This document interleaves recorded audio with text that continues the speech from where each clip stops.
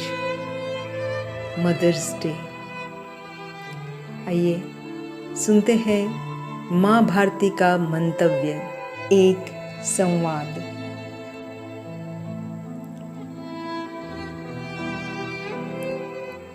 प्रिय पाक, बेटा कैसे हो?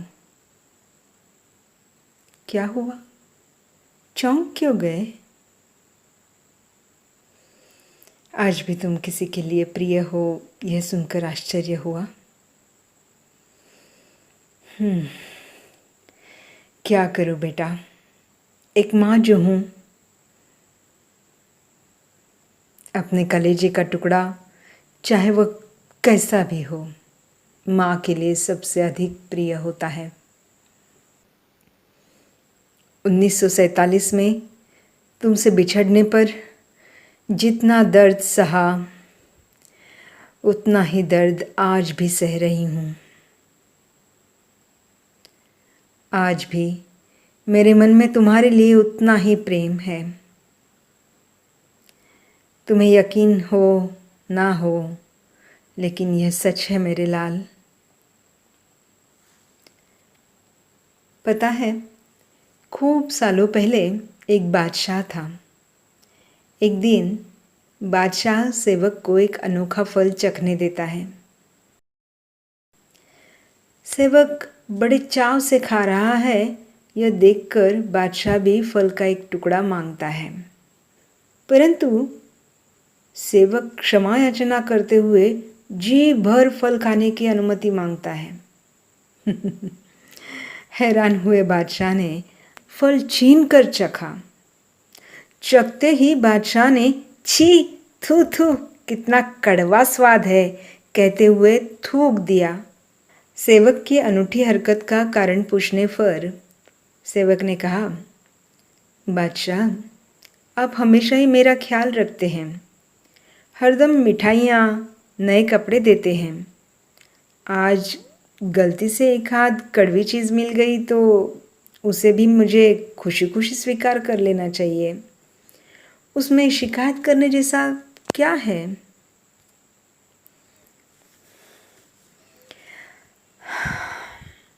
बेटा, ज़रा सोचो, उस कड़वे फल की तरह अगर कोई बुज़ुर्ग, भाई बहन हमें डांटे समझाए तो वह हमारी भलाई के लिए ही ना, उनका थोड़ी ना उसमें कोई स्वार्थ होता है।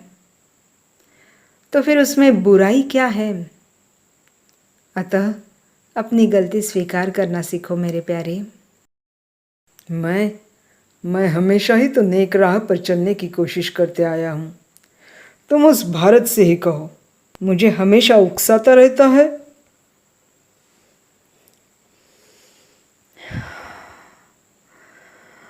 इंसान चेहरा तो साफ रखता है जिस पर लोगों की नज़र रहती है, लेकिन दिल को साफ नहीं रखता जिस पर अल्लाह की नज़र होती है।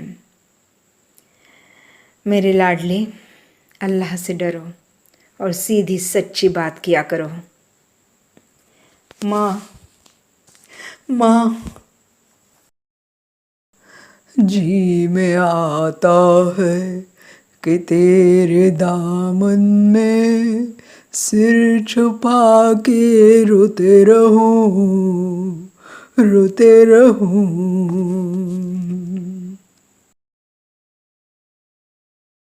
याद है बेटा, बचपन से ही तुम्हें एक कहानी सुनाते आई हूँ, मगर तुम अक्सर भूल जाते हो। आज फिर वह कहानी सुनो। एक यात्री अब्बू उस्मान धायरी जी को बहुत उत्साह से सलाम वालेकुम कहता है, परंतु हजरत उसकी तरफ बिल्कुल ध्यान नहीं देते। तो यात्री प्रश्न करता है, क्या हुआ मौलाना जी, क्या आप सच्चे मुसलमान नहीं हो? आपने मेरे सलाम को स्वीकार नहीं किया? हजरत अबू उस्मान जी ने तुरंत उत्तर दिया, क्या यह सच नहीं कि बीमार माँ की सेवा करने के बजाय तुम उनकी इच्छा के विरुद्ध हज की यात्रा कर आए? अगर यह सत्य है तो तुम सच्चे मुसलमान ही क्या, सच्चे इंसान भी नहीं हो। बेटा बेटा तुम्हें लगा ना मैं क्यों जिंदा बचा, मैं भी मर जाता तो अच्छा होता। तुम्हारी यह बात सुनकर कहीं ना कहीं आज भी तुझ में इंसानियत, हाँ तनिक ही सही परंतु इंसानियत जिंदा है, इसका सबूत मिला। लेकिन ज़रा सोचो, आज तक तुमने अपने ही भाई बहनों को, मेरे ही बच्चों को मार गिराया। क्या बीती होगी उन पर, मेरे मन पर। तनिक तो ख्याल करते भाई बेटा। परंतु तुम्हारे अहंकार के आगे तुम्हें कुछ दिखाई नहीं देता। अहंकार, हाँ अहंकार। अहंकार नहीं तो क्या इसे आत्मविश्वास कह दूं? कैसे कह दूं बेटा? तुम्हारी इस हरकत से जरा भी किसी का भला होता तो गर्व होता मुझे तुम पर। नाम तो तुम्हारा पाक है किंतु इरादे मात्र नापाक। इस प्रकार दहशत जमाकर क्या पाया है तुमने? अपनों को तो खोया ही है। जन्नत, जन्नत जहन्नुम तो यही है बेटे। अभी भी वक्त है बेटा, नेकी से चलो, एक ही से रहो। सोच बदलोगे तो आज भी दुनिया तुम्हें सम्मान देगी। सम्मान? मेरे भारतीय भाई मुझे तो छोड़ेंगे नहीं। तुम उसकी चिंता मत करो। मैं समझ सकती हूँ तुम्हारे मन में डर छिपा है।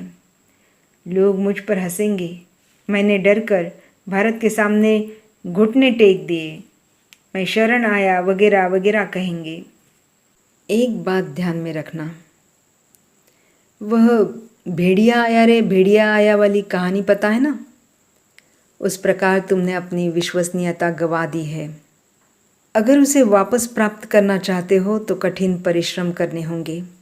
जब तक दुनिया का भरोसा न जीत पाओगे तब तक दुनिया की ताने भी सुनने पड़ेंगे। दुनिया का सबसे बुरा इंसान भी एक दिन अच्छा बनेगा, इस पर हर भारतीय का विश्वास है। अंगुलीमाल और ऋषि वाल्मीकि इसका उदाहरण है बेटा। अल्लाह तुम्हारी शक्ल या धन नहीं देखता, वह तो तुम्हारे दिल और कर्मों को देखता है। सोचो, तुम भी इस प्रकार बदल सकते हो। क्या तुम नहीं चाहते हो कि शांति से जीते हुए तुम भी तरक्की की राह पर चलकर दुनिया के मज़े ले लो? तुम्हारा भी समाज में हर कोई आदर सम्मान करे। क्या हम आतंकवादियों को दुनिया दूसरा मौका देगी सुधारने का? क्यों नहीं? अगर तुम सच्चे दिल से बदलने के लिए तैयार हो तो चिंता मत करो।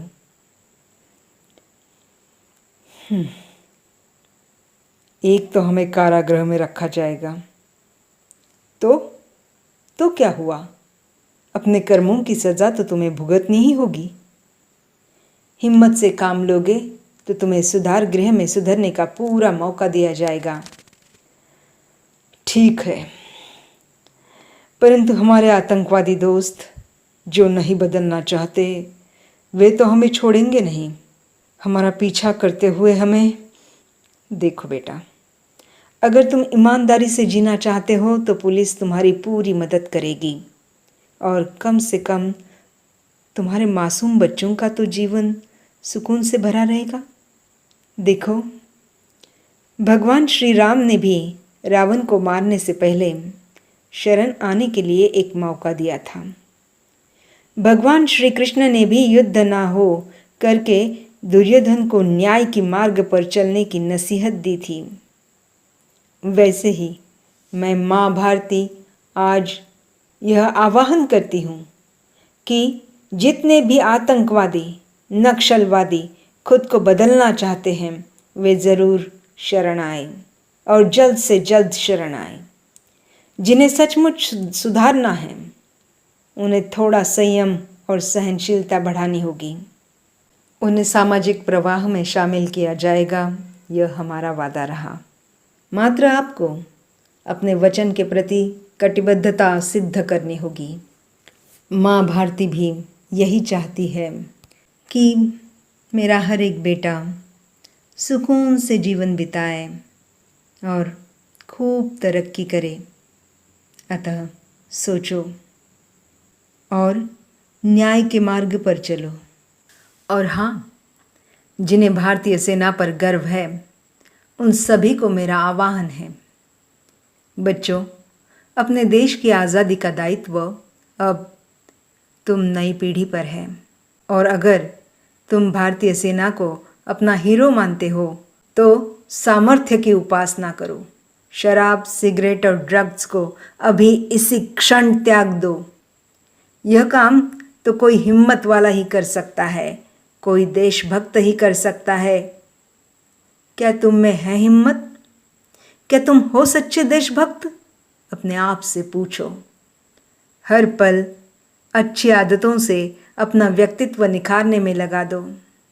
उन महान देशभक्तों को, क्रांतिकारक नेताओं को याद करो जिन्होंने अपनी जान न्योछावर करके हमें आज़ादी दिलाई। उस स्वतंत्रता को अगर कायम रखना है तो बलशाली बनो। तन मन धन से सामर्थ्य की उपासना करो।